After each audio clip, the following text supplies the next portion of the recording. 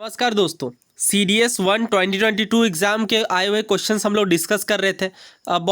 लगभग सारे ही क्वेश्चन हमने कर लिए हैं, हिस्ट्री, ज्योग्राफी, पॉलिटी, इकोनॉमिक्स के। कुछ मिसेलेनियस टाइप के क्वेश्चन देखेंगे जो कुछ छूट गए थे। बहुत ही इंपॉर्टेंट क्वेश्चन है। जैसे 71 नंबर का क्वेश्चन देखिए, सेट ए के अकॉर्डिंग मैंने लिया है। रेलवे जोन दिया गया है और हेड क्वार्टर आपको मैच करने के लिए कहा गया था। South eastern, south central, south western और साउथ ईस्ट सेंट्रल। क्या ये पहली बार इस तरह का क्वेश्चन पूछा गया है? देखिए, रेलवे जोन देकर उनके हेडक्वार्टर को मैच करके क्वेश्चन की परंपरा सदियों से चली आ रही है। कहने का अर्थ ये है, बहुत बार एग्जाम्स के अंदर ये पूछा गया है। तो डिटेल में हम लोग इंपॉर्टेंट वाले रेलवे जोन देख लेते हैं, उसके बाद इसे मैच करेंगे, क्योंकि हो सकता है इनमें से कोई एक दो आपके एग्जाम में दोबारा रिपीट कर जाए, या फिर अगर ये ना करे तो दूसरे वाले भी रिपीट कर सकते हैं। दोस्तों, वर्तमान में 17 रेलवे जोन हैं, बट उन्हें याद सारे के सारे इंपॉर्टेंट नहीं है, कुछ काम के हैं तो उन्हें देख लेते हैं। देखिए, अगर आपको मैप की समझ होगी तो इसे आप आसानी से कर सकते हैं। जैसे अगर मैं ईस्टर्न की बात करूं तो कोलकाता है, फिर आप वेस्टर्न में अहमदाबाद देख सकते हैं। तो इसे फिर एक मैप के अकॉर्डिंग देखते हैं। देखिए, इस वाले से ज़्यादा अच्छे से समझ में आएगा अगर हम लोग ये पोजिशन ध्यान में रख ले। जैसे इलाहाबाद इस साइड में है, मुंबई, जबलपुर, फिर अगर आप देखें हाजीपुर, बिलासपुर, और इसी तरह से आप देख रहे हैं यहाँ पे हुबली। इस तरह से मैप फ्रेम करने के बाद इसे आप अपनी नोटबुक में ज़रूर बना करके ट्राई करिए, इससे आपको याद रखने में आसानी होगी। सो देखिए, यहाँ पे ईस्ट कोस्ट में भुवनेश्वर है, उसके बाद ईस्टर्न रेलवे में कोलकाता, साउथ ईस्टर्न में भी कोलकाता है, साउथ ईस्ट सेंट्रल में बिलासपुर, साउथ सेंट्रल में सिकंदराबाद है, साउथ वेस्टर्न में हुबली है। इसलिए मैंने आपको मैप देखने के लिए कहा था। अगर आप देखेंगे साउथ सेंट्रल में सिकंदराबाद, साउथ वेस्टर्न में हुबली, तो आप समझ सकते हैं हाँ ये साउथ डायरेक्शन है। उसके बाद साउथ से ये वेस्टर्न में है, इसलिए हुबली है। और अगर आप अगेन देखें साउथ में, ये सेंटर में है, इसलिए साउथ सेंट्रल में सिकंदराबाद देखने को मिल रहा है। अगेन इसी तरह से आप देख सकते हैं नॉर्थ सेंट्रल में यहाँ पे इलाहाबाद है इस वाले, इसलिए अगर आप इस तरह का एरो डायग्राम बना लेंगे तो ये फिर काफ़ी आसान हो जाएगा याद रख। दोस्तों, यहाँ पे मैं आपको CDS 2016 की PYQ बताता हूँ, बहुत ही इंपॉर्टेंट है। पूछा गया था, headquarter of which of the railway zone in India is situated at the highest elevation from the mean sea level. सवाल आप समझ गए, हाइएस्ट एलिवेशन में कौन सा रेलवे जोन का हेडक्वार्टर लोकेटेड है। इसका ऑप्शन हमें इस तरह से दिए गए थे, east central railway, south central railway, south western railway, west central railway. बहुत ही डिफिकल्ट क्वेश्चन है, तो इसका करेक्ट आंसर था south western railway. South western railway आप मैप में देखिए, साउथ फिर अगेन वेस्टर्न, तो कौन सा है? ये हुबली है। हुबली किस स्टेट में है? हुबली कर्नाटक में है। देखिए, हुगली अलग है, हुगली नदी वेस्ट बंगाल में, बट हुबली जो है वो कर्नाटक के अंतर्गत है, जो कि साउथ वेस्टर्न का पार्ट है। इसी तरह से अक्सर ही एग्जाम में बार बार पूछा गया है कि नॉर्थ सेंट्रल रेलवे जोन कहाँ है। बताइए कहाँ है? आप मैप में देखिए, नॉर्थ सेंट्रल इलाहाबाद में है, राइट। तो इस तरह से जब आप याद रखेंगे तो आसानी से रख पाएंगे। अगली बार आपके माइंड में ये एरो डायग्राम याद आना चाहिए कि हाँ नॉर्थ में, सेंट्रल में। इसे जब आप एक बार खुद से ड्रॉ कर लेंगे तो ये और भी ज़्यादा आसान हो जाएगा, अदरवाइज फिर रटने से और भी डिफिकल्टी बढ़ेगी। इसी तरह से CDS 2018 में पूछा गया कि headquarter of metro railway zone कहाँ पे, तो ये भी अगेन याद रख लीजिए। ये पूछा गया था 2018 में, 2018 के सीरीज में। कहाँ पे? कोलकाता में। कोलकाता में मेट्रो रेलवे जोन का हेडक्वार्टर है। यहाँ पे देख लीजिए, मैंने लिख दिया है headquarter of metro railway zone कहाँ पे है? कलकत्ता में। दोस्तों, इस क्वेश्चन को देखिए, ये CAPF 2010 का पूछा गया है। आपको रेलवे जोन्स दिए गए हैं और पूछा गया था कि Which one of the following is the correct order of location of headquarter of the above railway zone from west to east? West to east आपको लगाना था इन रेलवे जोन्स को। इसलिए मैंने कहा था कि अगर आप इसे मैप से लोकेट करके याद रखेंगे तो आप आसानी से इस तरह के क्वेश्चन कर लेंगे। ये पहली बार नहीं पूछा गया, बहुत बार CDS के अंदर भी ये पूछा गया इस तरह के क्वेश्चन। इसका करेक्ट आंसर क्या है फिर? 2, 3, 1, 4। सबसे पहले सेंट्रल रेलवे सबसे ज़्यादा वेस्टर्न में है, उसके बाद नॉर्थ वेस्टर्न है, उसके बाद नॉर्थ ईस्टर्न और साउथ ईस्टर्न सबसे ज़्यादा ईस्ट में देखा जाएगा अगर मैप में इसे लोकेट किया जाएगा तो। यहाँ से आप इन रीजन्स को लोकेट कर सकते हैं। नाउ हम लोग हमारा क्वेश्चन करते हैं CDS 2022 वाला।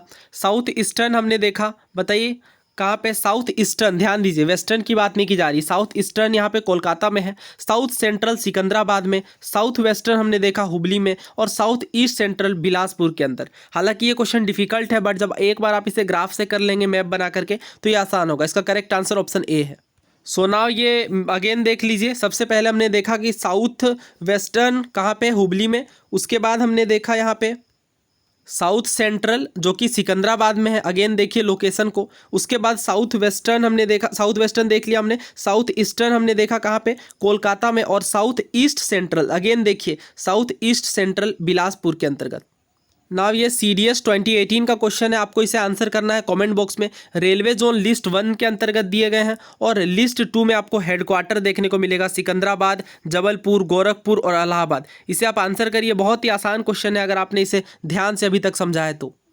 देखिए एक क्वेश्चन में कितना भी टाइम लग जाए, बट मैं उस टॉपिक को बहुत ही डिटेल में कवर करूंगा, क्योंकि अगर फिर रेलवे जोन से क्वेश्चन आया तो कोई ज़रूरी नहीं है इन्हीं चारों में पूछा जाए। आपने देखा 2018 में भी सीडीएस में क्वेश्चन आया, पहले भी पूछे गए, बट ये पैटर्न तो अलग अलग पूछ रहे हैं, इसलिए मैं चाहता हूँ बहुत ही डिटेल में कवर करूँ। अगला क्वेश्चन देखिए, ये अगेन एग्जामिनर का फेवरेट क्वेश्चन है। 10 डिग्री चैनल किनके बीच है, ये पूछा जा रहा है। जैसा कि मैं हमेशा कहता हूं कि बहुत सारे यूपीएससी के क्वेश्चंस रिपीट करते हैं एक दूसरे एग्जाम में। जैसे ये सीडीएस वाला क्वेश्चन हुआ, उसके 1-2 महीने बाद CISF जो कि यूपीएससी के द्वारा लिया जाता है, उस एग्ज़ाम के अंदर ये हूबहू क्वेश्चन पूछ लिया गया। तो वही मैं कहता हूँ कि आप किसी भी एग्ज़ाम की प्रिपरेशन कर रहे हो, आपको अदर एग्जाम्स के भी PYQs करके जाने हैं। 10 डिग्री चैनल बताइए किसके बीच है, कार निकोबार और लिटिल अंडमान के बीच। करेक्ट आंसर यहाँ पे ऑप्शन सी है, little Andaman and car Nicobar. देखिए अगर आपको सवाल पूछा जाएगा तो 8 डिग्री चैनल, 9 डिग्री और 10 डिग्री, इन्हीं 3 के बीच पूछा जाएगा। आप ये बताइए कि 8, 9 और 10 में सबसे छोटा कौन सा है, तो आप बोलेंगे 8। तो ये इतना ज़्यादा छोटा है कि इसके बीच की डिस्टेंस मिलीमीटर में है। जोक्स अपार्ट, ये बस आपको याद रखने के लिए मैं बता रहा हूँ, मिलीमीटर का मतलब MM। तो आप इसे कैसे याद रखेंगे MM को, कि ये जो 8 डिग्री है ये मालदीव और मिनिकोय के बीच है। किसके बीच है बताइए, मालदीव और मिनिकोय के बीच, इसलिए इनके बीच की दूरी MM है। ठीक है, ये शॉर्टकट से आप याद रख सकते हैं। 9 डिग्री देखिए, आप 9 डिग्री चैनल को भी अगेन याद रख सकते हैं इसी तरह से ट्रिक बना करके। जैसे ये लक्षद्वीप और मिनिकोय के बीच है, तो आप जब लिखेंगे लक्षद्वीप और मिनिकोय, तो आप देख सकते हैं यहाँ पे लक्ष्य और मिनी, तो लक्ष्य मिनी नहीं होना चाहिए, तो यहाँ पे आंसर आएगा 9। ठीक है, इस तरह से आप निमोनिक बना करके, बहुत सारे यूट्यूब के अंदर भी बहुत सारे प्लेटफॉर्म है जो इस तरह की ट्रिक शेयर करते हैं, आप उन्हें भी देख करके इन चीज़ों को याद रख सकते हैं। वैसे मैं आपको रिकमेंड करूँगा कि ये चीज़ें आप एटलस से सीखें तो ज़्यादा बेहतर होगा, ज़्यादा लॉन्ग लास्टिंग होगा। और 10 डिग्री चैनल की हमने बात कर ली, ये किनके बीच है बताइए। 10 डिग्री चैनल हमने देखा, ये लिटिल अंडमान और कार निकोबार के बीच, ऑप्शन सी यहाँ पे करेक्ट है। अगला क्वेश्चन देखिए, वाटरफॉल और स्टेट दिया गया। अच्छा, ये क्वेश्चन हमने ऑलरेडी कवर कर लिया है। अगर आपने ज्योग्राफी वीडियो नहीं देखी है तो उसे भी कवर कर लीजिए, वहाँ पे हमने सारे ज्योग्राफी के क्वेश्चंस एक साथ किए हैं। इसके अलावा और भी मैंने आपको वाटरफॉल उस वीडियो में करवाए थे। ये बहुत ही अच्छा कंसेप्चुअल क्वेश्चन है ज्योग्राफी का। पूछा गया कौन सा एल नीनो इफेक्ट का रिजल्टेंट नहीं है, तो एल नीनो और ला नीना के बारे में आपने पढ़ा होगा। ऑलरेडी हमने बहुत सारे वीडियोस में एल नीनो पर बात की है, बट मैं चाहता हूं कि अगेन मैं एल नीनो और ला नीना पर जितने भी PYQs है वो एक साथ कवर करूं। देखिए डायरेक्टली यहां पे समझते हैं कौन सा रिजल्टेंट नहीं है। क्या इक्वेटोरियल एटमॉस्फेरिक सर्कुलेशन का डिस्टॉर्शन होता है, बिल्कुल करेक्ट है। Flow of south east trade winds towards the Indian Ocean, क्या south east trade winds Indian Ocean की ओर मूव करते हैं एल नीनो इफेक्ट के कारण। तीसरा बोला गया इरेगुलरिटीज देखने को मिलती है एवापोरेशन ऑफ सी वाटर में। चौथा बोला गया रिडक्शन होता है अमाउंट ऑफ प्लैंक्टन्स का, जिससे नंबर ऑफ फिश भी फाइनली रिड्यूस कर जाती है। देखिए इस तरह के जब भी क्वेश्चन आए तो आप यहाँ पे समझ सकते हैं कि A C और D जनरल स्टेटमेंट है और B वाला फैक्चुअल है, तो जनरली फैक्चुअल वाले गलत होते हैं। इसका करेक्ट आंसर ऑप्शन B है, क्योंकि ऑप्शन B यहाँ पे गलत है। Flow of south east trade winds towards the Indian ocean, ये एल नीनो का डायरेक्ट इफेक्ट नहीं है, ये बल्कि फेरल लॉ आप इसे कह सकते हैं, फेरल लॉ का ये कंसिक्वेंस है। देखिए जो ईस्टर्ली फ्लो होती है ट्रेड विंड्स की, वो वार्म सरफेस वाटर को कैरी करती है वेस्ट डायरेक्शन में, ना कि इंडियन ओशन की ओर। और ये आपको पता होगा, अगर आपने ये पढ़ा है कि एल नीनो इफेक्ट कहाँ से उत्पत्ति होती है, कहाँ से उसकी और किन डायरेक्शन में बहती है, तो ये आप ज़्यादा आसानी से इसे आंसर कर सकते थे। इसका करेक्ट आंसर ऑप्शन B है। मैं यहाँ पे इसलिए नहीं डिटेल में डिस्कस करूँगा क्योंकि मैं इसकी अलग से वीडियो बनाना चाहता हूँ, ताकि मैं सारे के सारे PYQs, बहुत बार ये UPSC के अंदर पूछा गया है सिविल सर्विसेज के द्वारा, और CDS और NDA में तो बहुत बार ये पूछे गए हैं, तो उन सारे क्वेश्चंस को एक साथ कवर करेंगे। इसका करेक्ट आंसर ऑप्शन B है, क्योंकि ऑप्शन B गलत दिया गया है। अगला क्वेश्चन देखिए, 75वां नंबर पूछा जा रहा है कि भारतीय संविधान के अनुसार कौन सी बात यहाँ पे गलत दी गई है, कौन सा कथन सही नहीं है। The executive power of union shall be vested in the president of India, बिल्कुल सही बात है ये ना। आपको कमेंट बॉक्स में ये बताना है कि ये किस आर्टिकल के अंतर्गत दिया गया है कि जो एग्जीक्यूटिव पावर होगी यूनियन की, संघ की, वो राष्ट्रपति में होगी, राष्ट्रपति में निहित होगी। दूसरा देखिए, president by law can confer function on authorities other than the president of India, ये भी बिल्कुल सही है। कानून बना करके पार्लियामेंट चाहे तो प्रेसिडेंट की अथॉरिटीज़ को दूसरे हाथों में भी सौंप सकती है। दूसरा, the president of India is elected by N electoral college consisting of all members of parliament and all members of state legislature. ये तो हमने बहुत ही ज़्यादा बार अपने वीडियोज़ में भी डिस्कस किया है, क्योंकि बार बार ये क्वेश्चन पूछा जाता है। क्या सारे ही इलेक्टेड मेंबर होते हैं? बिल्कुल नहीं। हमने यहाँ पे बात की थी कि सारे जो स्टेट लेजिस्लेचर के सारे मेंबर होते हैं उन्हें नहीं रखा जाता, और सारे एमपीज़ को भी शामिल नहीं किया जाता। रीज़न मैंने बताया था कि जो नॉमिनेटेड मेंबर है उन्हें शामिल नहीं किया जाएगा, क्योंकि इससे कहीं ना कहीं बायसनेस देखने को मिल सकती है, इसलिए नॉमिनेटेड को शामिल नहीं होने दिया जाता। ओनली इलेक्टेड मेंबर्स होते हैं। ठीक है, सिर्फ इलेक्टेड मेंबर्स होते हैं। कहाँ से होते हैं? किन किन हाउसेज से? लोकसभा से, राज्यसभा से। क्या स्टेट लेजिस्लेटिव असेंबली के होते हैं? हाँ, होते हैं। क्या स्टेट लेजिस्लेटिव काउंसिल के होते हैं? बिल्कुल नहीं। स्टेट लेजिस्लेटिव काउंसिल के कोई भी मेंबर नहीं देखने को मिलते। तो करेक्ट आंसर क्या है? ऑप्शन सी, क्योंकि हमें नॉट करेक्ट पूछा गया था और सी वाला गलत है। चौथा फिर भी देख लीजिए, a person having held office as the president shall be eligible for election to that office for the second term. Second क्या थर्ड, फोर्थ, फिफ्थ, कितनी भी टर्म्स के लिए भारत के राष्ट्रपति चुनाव में एक ही व्यक्ति भाग ले सकते हैं। नेक्स्ट क्वेश्चन देखिए, 76 नंबर। कहा जा रहा है कि किस आर्टिकल के according the prime minister of India to furnish information related to decision of the council of minister to the president of India, कि जो भारत के प्रधानमंत्री हैं वो इंफॉर्मेशन ले सकते हैं related to the council of minister से संबंधित डिसीजन को to the president of India से। आर्टिकल 78, 74, 75 या 81। दोस्तों, प्रधानमंत्री की शक्तियों से संबंधित कुछ महत्वपूर्ण अनुच्छेदों को समझ लेते हैं। आर्टिकल 74 में बोला गया है council of minister to aid and advice president, यानी राष्ट्रपति को एड यानी सहायता और एडवाइस यानी सलाह के लिए काउंसिल ऑफ मिनिस्टर होगा। There shall be a council of minister with the prime minister at the head to aid and advise the president who shall in the exercise of his function act in accordance with such advice। तो ये आपको पता होगा कि जो council of minister है वो होंगे और ये एड और एडवाइस करेंगे प्रेसिडेंट को। ये किस आर्टिकल के अंतर्गत है? आर्टिकल 74 के अंतर्गत। और ये भी आपको पता होगा कि जो प्रेसिडेंट है वो काउंसिल ऑफ मिनिस्टर के एडवाइस पर काम करेंगे, और पहले ये चीज़ बाइंडिंग नहीं थी, बट बाद में इसे बाइंडिंग कर दिया गया। और president shall act in accordance with the advice tendered after such reconsideration.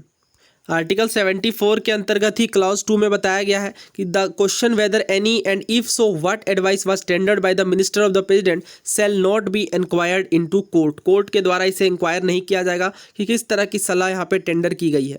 Article 75 में क्लाउजेज के अंतर्गत 3 बातें मेंशन की गई है। सबसे पहला कि जो प्रेसिडेंट है वो पीएम को अपॉइंट करेंगे और अदर मिनिस्टर को अपॉइंट किया जाएगा प्रेसिडेंट के द्वारा, पर ये जो अपॉइंटमेंट होगी ये प्रधानमंत्री की सलाह पर होगी।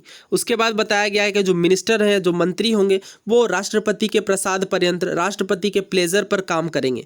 तीसरा, जो काउंसिल ऑफ मिनिस्टर है ये सामूहिक रूप से लोकसभा को उत्तरदायी होगी। Council of minister shall be collectively responsible to the Lok Sabha. ध्यान रखिए, लोकसभा की बात की जा रही है, पार्लियामेंट की बात नहीं की जा रही है। बहुत बार एग्जाम्स के अंदर ये पूछा गया है। यह आर्टिकल 75 के अंतर्गत। एक और महत्वपूर्ण अनुच्छेद देख लीजिए, आर्टिकल 78। इसमें कहा गया है PM communicates all decision made by the council of member to the president. President can also refer issues for the consideration of council of minister. यानी बेसिकली जो पीएम कम्युनिकेट करेंगे काउंसिल ऑफ मिनिस्टर से प्रेसिडेंट को, तो ये article 78 के अंतर्गत दिया गया है। सो ये हमने देखा आर्टिकल 78 के अंदर इस तरह की बात की गई है। देखिए, ये जो क्वेश्चन है इसे आप एलिमिनेशन से भी कर सकते थे अगर आपको बाकी के आर्टिकल्स पता है तो। किसी सेपरेट वीडियो में प्रेसिडेंट से रिलेटेड जितने क्वेश्चन आए और प्राइम मिनिस्टर से रिलेटेड वो सारे कवर करेंगे, क्योंकि आपको पता होगा ये बहुत ही फ्रीक्वेंट पूछा जाने वाला टॉपिक है। दोस्तों, नेक्स्ट क्वेश्चन से जाने से पहले एक क्वेश्चन का आपको आंसर करना है कमेंट बॉक्स में कि which article of the Indian constitution holds that the president may seek the opinion of Supreme Court on any question of law और फैक्ट और public importance on which he thinks it expedient to obtain such an opinion. यानी किस अनुच्छेद के तहत राष्ट्रपति supreme court से सलाह ले सकते हैं। बेसिकली ये किस आर्टिकल में है ये आपको बताना है। नेक्स्ट क्वेश्चन देखिए, 77 नंबर। हमसे नॉट करेक्ट अगेन पूछा गया है। अगर आप इसके ऑप्शंस को पढ़े, काफ़ी लेंदी ऑप्शन है। पहला बोला गया है कि जो भारत सरकार गवर्नमेंट ऑफ इंडिया होगी उसके एग्जीक्यूटिव एक्शंस को राष्ट्रपति के नाम पर लिया जाएगा। बहुत ही बेसिक स्टेटमेंट्स है, ये हर बुक के अंदर कवर्ड है। बिल्कुल सही बात है ये। दूसरा देखिए, जो प्रेसिडेंट ऑफ इंडिया है वो अपॉइंट करेंगे अटॉर्नी जनरल को, और अगर वो क्वालिफाइड है एज अ जज ऑफ सुप्रीम कोर्ट और हाई कोर्ट तो। तीसरा देखिए, जो टोटल नंबर ऑफ मिनिस्टर की बात की गई है मंत्रिपरिषद के अंतर्गत वो 10% से ज़्यादा एक्सीड नहीं करेगी।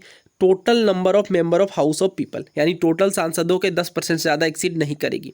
चौथा बोला गया जो भारत के राष्ट्रपति हैं वो काउंसिल ऑफ मिनिस्टर की सलाह पर कार्य करने को बाउंड होंगे, को बाध्य होंगे। तो ये आपको पता होगा, थर्ड वाला बिल्कुल गलत है। जो टोटल नंबर ऑफ मिनिस्टर है वो 15% होने चाहिए मिनिमम, मैक्सिमम सॉरी, ना कि 10%। तो ये चीज़ सिविल सर्विसेज में भी पूछी गई और यहाँ पे भी हमें बताया गया, तो ये वाला गलत है, थर्ड वाला। लेकिन सेकंड को लेके कुछ कन्फ्यूजन था बहुत लोगों के मन में, तो इसे मैं क्लियर कर देता हूँ। देखिए जब आप आर्टिकल 76 देखेंगे जहाँ पे अटॉर्नी जनरल के क्वालिफिकेशंस की बात की गई है, तो वहाँ पे ये बताया गया है कि जो पर्सन दो तरह के मेनली बात की गई है क्वालिफिकेशंस पे अटॉर्नी जनरल की। पहला तो ये कि दो person appointed must be a citizen of India, यानी वो भारत के नागरिक होने चाहिए। दूसरी बात ये बोली गई है, to be appointed as the attorney general a person must be qualified to a supreme court जज, यानी अगर अटॉर्नी जनरल के पद पर किसी को बनना है पद पर, तो उसके लिए ये सिंपली बात बोली गई कि उस पर्सन को क्वालिफाइड होना होगा सुप्रीम कोर्ट जज पे। तो ना ये सवाल उठता है कि क्या वो हाई कोर्ट जज है। तो देखिए जब सुप्रीम कोर्ट जज में आप फर्दर देखेंगे तो ये आपको पता होगा, they must be either be a जज of High Court for 5 years और an advocate in a High Court for 10 years और an eminent jurist in the present opinion. ये 3 क्वालिफिकेशंस बेसिकली सुप्रीम कोर्ट के जज के अंतर्गत है, तो ये बात इसके अंदर भी शामिल कर ली गई। आई थिंक इसी माइंडसेट के साथ इस क्वेश्चन को फ्रेम किया गया है। अदरवाइज फिर अगर आप फैक्चुअली देखें, बिल्कुल फैक्चुअली, तो ये वाली बात, हाई कोर्ट वाली बात थोड़ी एम्बिगुअस यहाँ पे बनती है। बट चूंकि थर्ड वाला फैक्चुअल है जो कि गलत है, इसलिए मैं यहाँ पे ऑप्शन सी को ऑप्ट करूँगा। नेक्स्ट क्वेश्चन देखिए 78 नंबर। बोला जा रहा है जो इशू है सेक्शन 377 इंडियन पीनल कोड का, ये वॉयलेटिव है आर्टिकल 21, 14 और 15 का। ये किस केस में डिसाइड किया गया? Shreya Singhal versus union of India, Vishakha versus state of Rajasthan, Saira Bano versus union of India, या नाज foundation versus government of NCT of Delhi. देखिए ये फैक्चुअल क्वेश्चन अगर आपको पता है तो कर सकते हैं। इस क्वेश्चन को एलिमिनेशन से करना ज़्यादा बेहतर होता। श्रेया सिंघल केस बहुत बार एग्जाम्स के अंदर पूछा गया है। श्रेया सिंघल केस जो कि 2015 में आया, ये रिलेटेड है इंटरनेट प्राइवेसी से, हेट स्पीच वगैरह से। जबकि जो विशाखा का जो केस आया स्टेट ऑफ राजस्थान में, उसमें बताया गया है पब्लिक प्लेसेस में हरासमेंट ऑफ वुमेन से वो संबंधित है। और विशाखा केस की हमने बात कर ली। सायरा बानो हर किसी को पता है ट्रिपल तलाक से रिलेटेड था। नाज फाउंडेशन इसका करेक्ट आंसर है। नाज foundation versus government of NCT of Delhi में ये सेक्शन 377 वाला इशू लाया। तो इसका करेक्ट आंसर ऑप्शन डी है। बाकी के तीनों मैंने इसलिए बता दिया क्योंकि ये भी बहुत ज़्यादा इंपॉर्टेंट है, बहुत बार एग्जाम्स के अंदर ये भी रिपीट होते हैं ना। ये क्वेश्चन देखिए दोस्तों, बहुत ही डिफिकल्ट क्वेश्चन ये है। बोला जा रहा है कि कौन सा टर्म रिप्रेजेंट करता है इस मैक्सिम को कि कोई भी पर्सन किसी भी पर्सन को सेल बी कंडेम्ड अनहर्ड, यानी बिना उन्हें सुने नहीं रखा जाएगा, नहीं छोड़ा जाएगा। A person shall be condemned unheard. So ये सारे लैटिन टर्म्स है। इसका करेक्ट आंसर ऑप्शन डी है, ओडी अल्ट्रम पोल्ट्रम, ये इसका करेक्ट आंसर है। बाकी के तीनों भी देख लेते हैं। हालांकि ये जो क्वेश्चन है ये एग्ज़ाम के अंदर पूछा गया किसी स्टेट पीएससी में। आई थिंक ये क्वेश्चन यूके पीसीएस आरओ में पूछा गया, बट डेफिनेटली सीरियस एस्पिरेंट्स को इन अदर पेपर में देखने का टाइम उतना मिलेगा नहीं। और ये क्वेश्चन उसी साल पूछा गया था, 2021 में ये पूछा गया था, उसके अगले साल ये सीडीएस के अंदर पूछा गया। तो ये चारों, हालांकि ये करंट अफेयर के अंदर भी था, रिसेंट जजमेंट में मद्रास हाई कोर्ट के अंतर्गत ये निकल करके आया और ये चर्चा का विषय था, न्यूज़पेपर्स ने कवर किया था। बट अगेन फिर भी ये डिफिकल्ट क्वेश्चन ही माना जाएगा। सो ये आप देख सकते हैं 2 क्वेश्चन पूछे गए थे यूके पीसीएस आरओ में कि लैटिन फ्रेज जो है ओडी ओल्ट्रम पोल्ट्रम, इनका क्या मतलब है। तो इसका करेक्ट आंसर ऑप्शन बी था, both side should be heard before a decision is arrived at, यानी बिना डिसीजन पर पहुंचे दोनों साइड्स को पहले सुना जाना चाहिए। और इसी तरह से वर्ड पूछे गए इप्सो फैक्टो का क्या मतलब है। ठीक है, तो इस तरह के क्वेश्चन लैटिन टर्म्स वाले पूछे गए थे। इप्सो फैक्टो का क्या अर्थ है? बाय रीजन ऑफ इटसेल्फ, यानी बाय द वेरी फैक्ट और एक्ट। सो ना बाकी के भी देख लेते हैं। ओथ्रेफोयस एक्विट, तो ये आप एक्विट से ही समझ जाएंगे, एक्विटेड इन द पास्ट, जिसे पास्ट में बरी कर दिया गया, एक्विट कर दिया गया हो। दूसरा एथ्रोफोस कन्विक्ट, यानी पहले से कन्विक्ट किया गया हो। ओदी ओल्ट्रम पोल्ट्रम तो हमने देखा, no person shall be condemned unheard. No bis in idem एक था, यानी नो बडी शुड बी जज twice for the same offence, एक ही ऑफेंस के लिए 2 बार सजा नहीं दी जाएगी, 2 बार जज नहीं किया जाएगा। No bis in इडेम Latin phrase का अर्थ है। सो यहाँ पे वैसे अनहर्ड से आप ओडी या थोड़ा सिमिलर वर्ड है ऑडियो से जैसे संबंधित है ये। I don't know about Latin terms, तो इसलिए मैं ये गेस नहीं कर सकता। तो इसका करेक्ट आंसर ऑप्शन डी है। अगला क्वेश्चन देखिए, स्पीकर ऑफ लोकसभा के बारे में कौन सा कथन सही नहीं है, ये क्वेश्चन पूछा गया है। He shall vacate his office if he ceases to be a member of the house of people. उसे अगर वो हाउस ऑफ द पीपल के मेंबर बन जाते तो उन्हें अपना ऑफिस छोड़ना पड़ेगा, वैकेट करना पड़ेगा। दूसरा बोला गया he may at any time resign by writing his resignation to the president of India, यानी वो अपना त्याग पत्र बेसिकली रेजिग्नेशन लेटर राष्ट्रपति को सौंप करके अपने ऑफिस को छोड़ सकते हैं। तीसरा बोला गया he may be remove from his office by a resolution of House of People passed by the majority of all the then members of the House, यानी मेजोरिटी से पास करने के बाद उन्हें अपने ऑफिस से हटाया भी जा सकता है। चौथा बोला गया है while the member of the speaker is vacant the duties of office shall be perform by deputy speaker, यानी जब स्पीकर का पद खाली होगा तो डिप्टी स्पीकर के द्वारा ड्यूटीज को परफॉर्म किया जाएगा।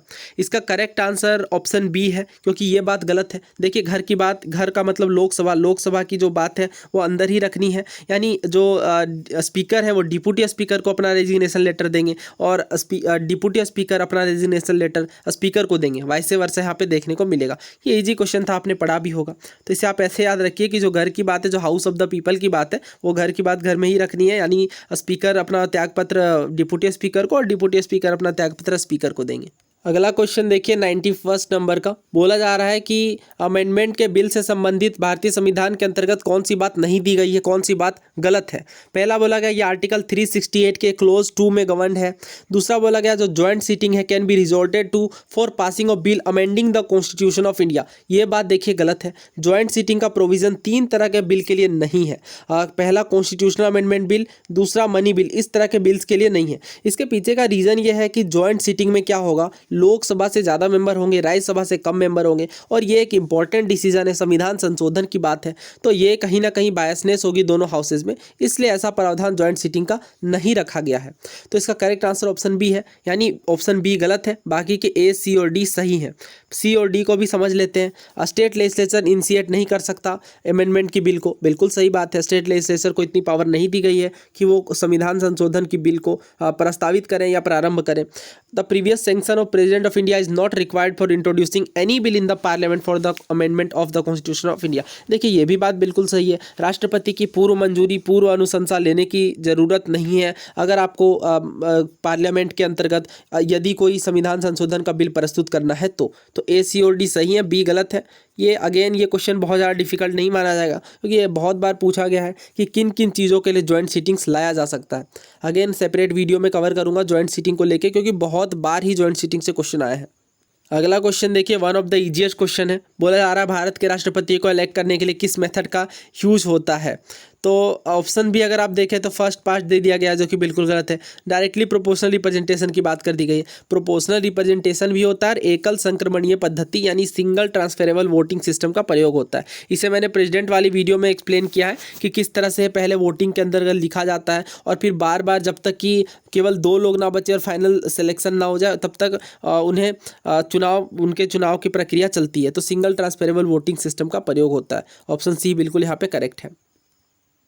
सो दैट्स ऑल गाइज, यहाँ पे हमने सारे क्वेश्चन देख लिए हैं CDS 1 2022 के। नेक्स्ट वीडियो में अदर टॉपिक पर बात करेंगे। अगर आपको ये वीडियो पसंद आई है तो चैनल को सब्सक्राइब करना ना भूलें। बाकी वीडियोस भी देखिए, बहुत ही ज़्यादा ज्ञानवर्धक आपको लगेंगी। एक क्वेश्चन के साथ मैं पूरी टॉपिक डिस्कस करता हूँ, ये भी आपको एग्जाम्स के अंदर फ़ायदा देंगी।